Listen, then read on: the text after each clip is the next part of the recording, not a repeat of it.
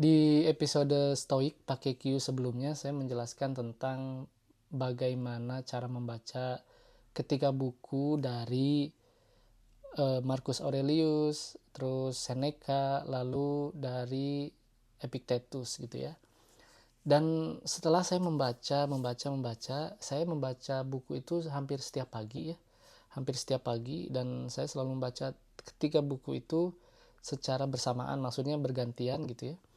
Dari mulai Marcus Aurelius, Seneca, lalu Epictetus. At least saya membaca buku satu passage gitu ya, jadi satu bagian atau satu halaman.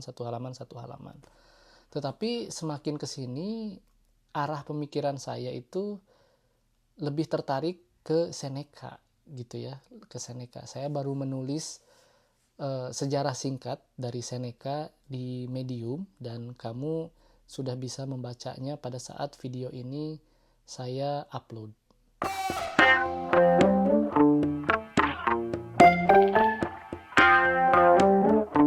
Jadi di episode ini saya ingin membahas lebih dalam siapa itu Seneca. Jadi dalam tulisan saya di Medium, saya menjelaskan sejarah singkat siapa itu Seneca ya. Jadi dia itu adalah seorang yang pintar gitu ya, yang dilahirkan dari keluarga kaya, lalu diminta oleh Agrippina sebagai mentor dari anaknya yaitu Nero gitu ya. Dan akhirnya ayah angkatnya Nero itu meninggal gitu ya. Itu pun ada kontroversi siapa yang membunuh ayah angkatnya Nero yang pada saat itu menjabat sebagai kaisar Roma gitu ya. Dan sejarawan itu masih tidak bisa mengambil keputusan, atau tidak bisa mengambil keputusan pokoknya tentang kejadian tersebut, siapa yang membunuhnya gitu. Dan bisa jadi Seneca ataupun tidak gitu ya. Dan itu adalah kontroversi pertama dari Seneca. Sebenarnya banyak sekali kontroversi yang Seneca itu lakukan sebagai seorang Stoik yang seharusnya tidak dilakukan oleh seorang Stoik gitu ya. Yang pertama itu, lalu yang kedua itu adalah jadi setelah dia diangkat menjadi mentor, lalu siapa namanya Nero itu diangkat jadi kaisar. Nero itu tidak tahu apa-apa, dan Nero itu tidak memiliki sama sekali keinginan untuk belajar bagaimana cara memimpin kekaisarannya itu dengan baik gitu ya. Dia tidak mau belajar berpolitik, dia tidak mau belajar bermoral, dia tidak mau belajar beretika gitu ya. Jadi yang dia lakukan hanyalah mendengarkan apa yang Seneca bilang gitu ya. Selama 5 tahun dia hanya mengikuti apa yang Seneca bilang tanpa memiliki kesadaran untuk mempelajari bagaimana menjadi seorang politisi yang independen gitu ya. Dan ini pun kesuksesan dia itu ya, kesuksesan Nero selama 5 tahun itu berada di tangan Seneca gitu ya. Karena Seneca itu ya berbicara ke anggota Senat, memiliki teman yang notabene itu pemimpin dari militer Roma pada saat itu gitu ya. Saya tulis di Medium semuanya. Dan 5 tahun itu pokoknya 5 tahun yang cemerlang tanpa ada konflik yang sangat serius gitu ya. Tidak ada pembantaian orang-orang yang unnecessary gitu, yang tidak penting gitu ya. Dan semuanya mulus lah. Dan sejarawan setuju bahwa 5 tahun pertama Nero itu adalah 5 tahun yang paling baik dari semua kaisar Romawi yang ada gitu ya. Rahasianya apa? Rahasianya ya Seneca gitu ya. Jadi dalam berpolitik, dalam menjalankan tujuan-tujuan kepemerintahan atau menjalankan fungsi pemerintahan, Seneca bisa dibilang dia adalah seorang yang piawai gitu ya. Nah, tetapi setelah 5 tahun itu Agrippina dibunuh sama Nero ya. Bayangin, ibu sendiri dibunuh sama anaknya gitu ya. Dan pada saat itu sebenarnya memang membunuh itu adalah hal yang sangat biasa gitu ya, sangat normal. Tetapi anak membunuh ibunya itu sangat tidak bermoral sama sekali gitu ya, sangat tidak bermoral sama sekali. Kenapa Nero bisa membunuh ibunya, itu pun kecolongan oleh Seneca gitu ya. Seneca merasa kecolongan karena seorang kaisar itu kan memiliki banyak penasehat ya. Jadi pada saat itu bukan hanya Seneca yang menasehati Nero, tetapi ada pembisik lain, yaitu penasehat Nero yang lainnya gitu, yang bilang bahwa kegagalan angkatan laut pada saat itu adalah disebabkan oleh ibunya Nero, Agrippina gitu. Dan tentu saja Nero merasa bahwa Agrippina itu mengkhianati anaknya.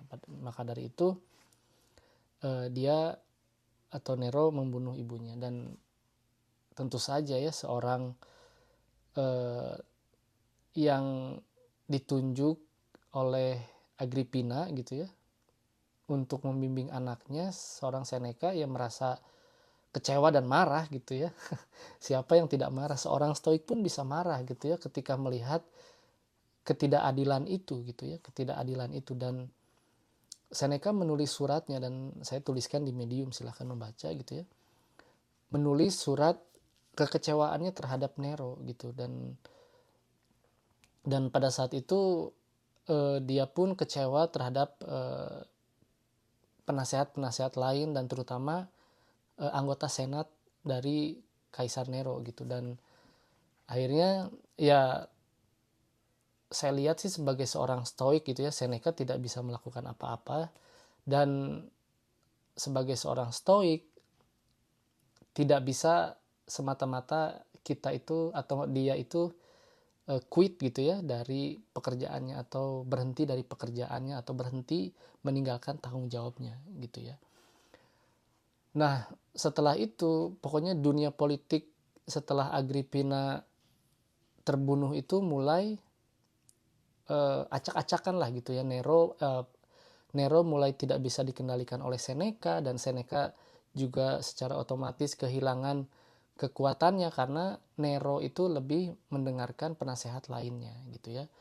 Lalu suatu saat setelah, kalau nggak salah 4 tahun atau 3 tahun setelah kejadian tersebut, saya tuliskan di situ, saya lupa tahunnya gitu ya, Seneca atau Nero itu disuruh atau menyuruh tentaranya untuk membunuh Seneca. Tetapi berita itu sampai duluan ke Seneca oleh temannya. Dan pada saat itu Seneca akhirnya mengundurkan diri sebagai penasehat dan meninggalkan dunia politik di Roma gitu ya. Lalu pindah ke Florence kalau nggak salah dengan istri keduanya. Nah, itu adalah salah satu kontroversi juga ya, yang dikritik oleh Stoik setelah Seneca, karena seharusnya seorang Stoik itu pada zaman itu gitu ya tidak boleh meninggalkan tanggung jawabnya sampai mati gitu ya, sampai mati. Tetapi yang namanya kita itu harus hidup mengikuti keselarasan dengan alam gitu ya, kita harus hidup selaras dengan alam. Maka selayaknya Stoik, Seneca berpikir bahwa kematian karena kecemburuan seorang muridnya kepada gurunya itu tidak sejalan dengan alam, dengan semesta. Jadi dia menghindari kematian. Dan mungkin ini wajar, mungkin tidak, karena ini masih kontroversi di dunia Stoikisme sendiri gitu ya.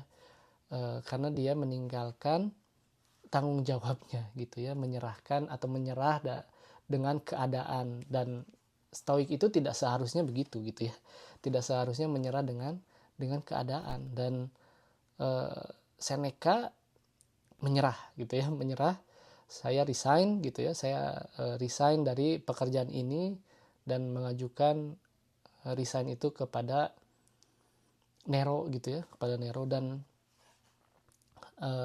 akhirnya Nero memberikannya lah gitu ya. Mungkin dia juga sadar ya, Seneca membantunya banyak gitu, dan mungkin dia juga merasa, mungkin ini mah ya, mungkin Nero juga merasa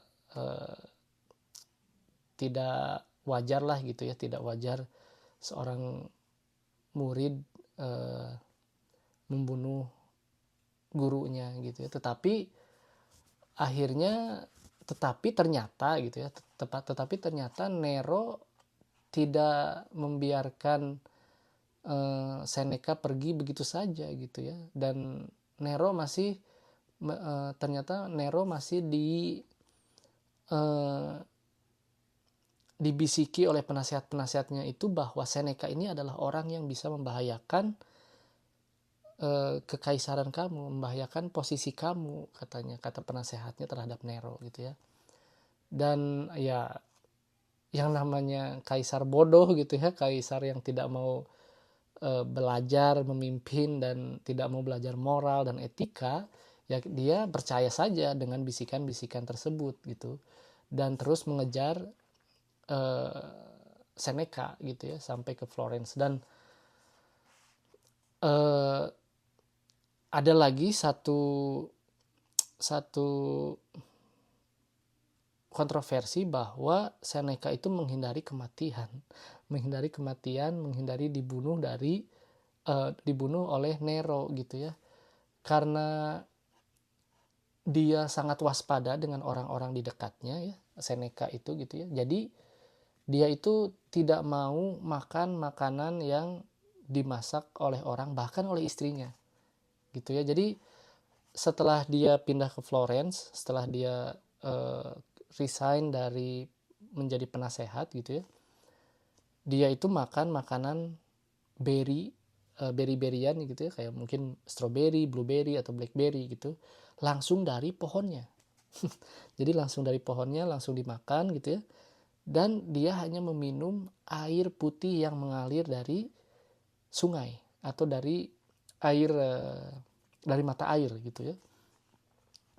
Dan itulah kontroversi Seneca berikutnya. Kata stoik-stoik lainnya itu, Seneca menghindari kematian. Stoik-stoik lainnya setuju bahwa kematian adalah hal yang selaras dengan alam gitu ya.